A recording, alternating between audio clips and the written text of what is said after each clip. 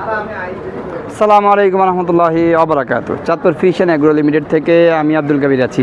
আপনারা যারা অযথা আমাদেরকে ইনবক্স করেন মাছের দাম কত ভাবেন 500-600 টাকা কেজি বলবো, যেহেতু আমরা বলেছি যে সম্পূর্ণ ক্যাশ অন ডেলিভারি। না ভাই, সম্পূর্ণ ক্যাশ অন ডেলিভারি যেমনটা সত্য শুনেছেন, সত্য বাজারে যেটা চলতেছে, মানে বাস্তবতা বাজারে যেটা চলতেছে আমরা ওই দামে বিক্রি করি।